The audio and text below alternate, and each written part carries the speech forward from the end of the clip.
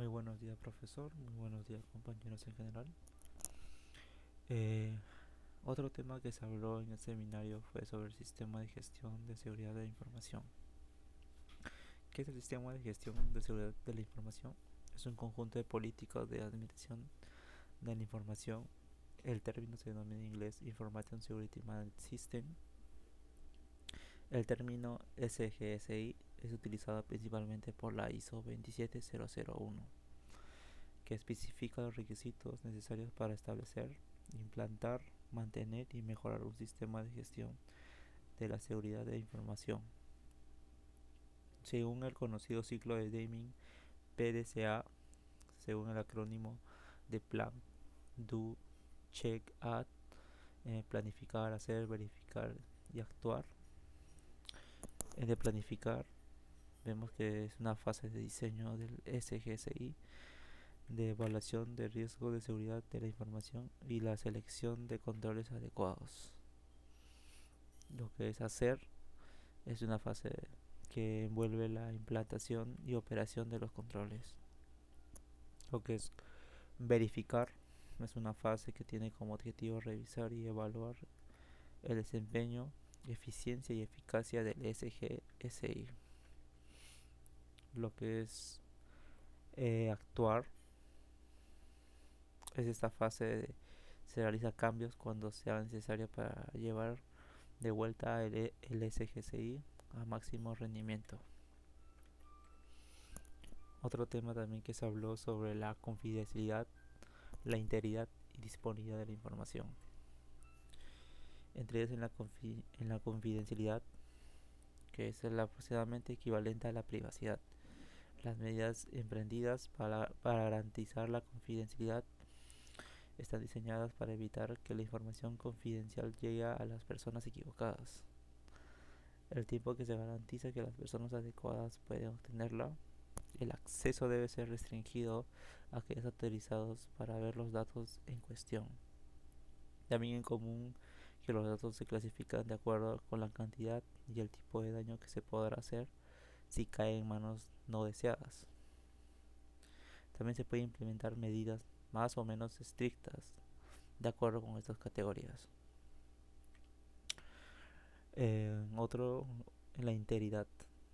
La integridad implica mantener la consistencia, precisión y confiabilidad de los datos. Durante todo un ciclo de los datos deben modificarse en tránsito y deben tomarse medidas para garantizar que personas no autorizadas no puedan alterar los datos. Por ejemplo, en una violación de confidencialidad, estas medidas incluyen permisos de archivos y controles de acceso de usuarios. En lo que es disponibilidad, la disponibilidad se garantiza mejor manteniendo rigurosamente todo el hardware, realizando reparaciones de hardware de inmediata cuando sea necesario y manteniendo un entorno del sistema operativo que funcione correctamente y libre de conflictos de software.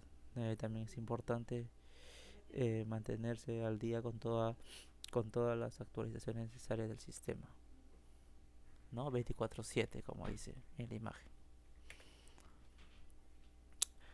Los principios, los primeros principios del SGCI tenemos como conciencia de la necesidad de seguridad de la información, asignación de responsabilidad por la seguridad de la información, incorporar el compromiso de la gestión y los intereses de las partes interesadas, mejorar los valores sociales, evaluaciones de riesgo que determinan los controles apropiados para alcanzar niveles aceptables de riesgo.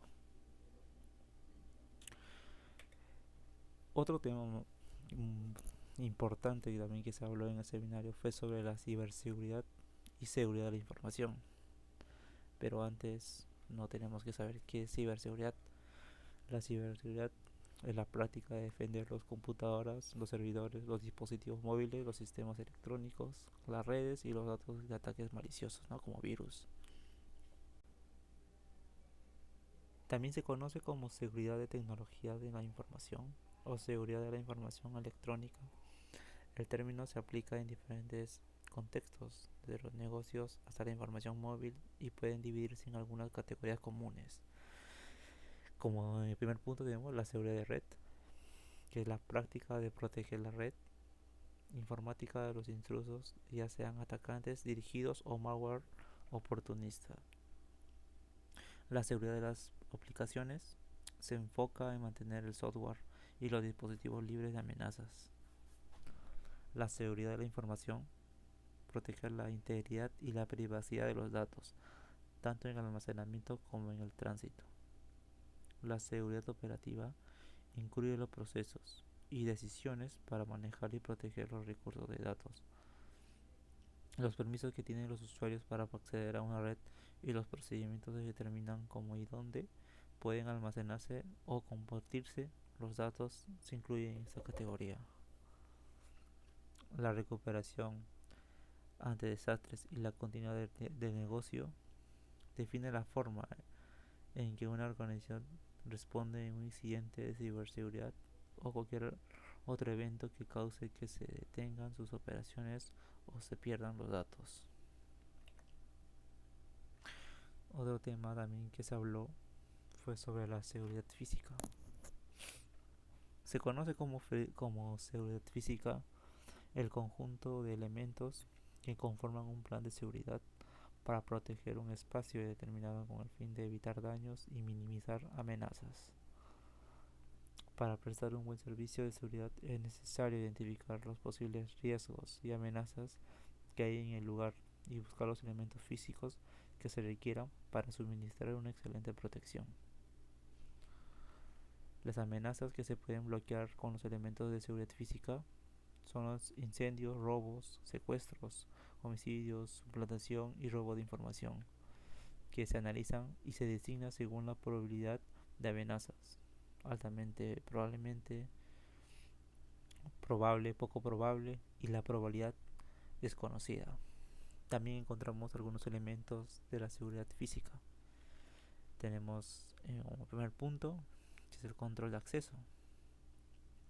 Es un mecanismo que permite identificar a una persona por medio de una clave o un lector biométrico, que pasa por tres pasos: autenticación, autorización y trazabilidad.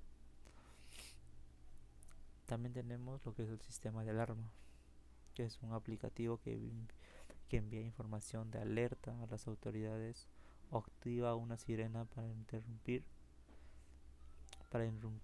en la tranquilidad del espacio y poner en estado de emergencia el lugar. Una alarma por sí sola no evita una situación de hurto. Lo que realmente hace es crear una alerta. Algunos lo hacen solo por medio de sonido, mientras otros suenan y envían mensajes o llamadas automáticamente a los números de teléfonos que están configurados. También tenemos los detectores de incendios, que es una alarma que identifica la presencia de humo en el ambiente y reconoce los componentes extraños en el lugar. Existen dos clases de detectores. Una en el gestor de iones, que se encarga de detectar gases tóxicos y sustancias en el ambiente que son visibles. Con los otros son los detectores ópticos, que detectan el humo más pesado y que es visible, ¿no?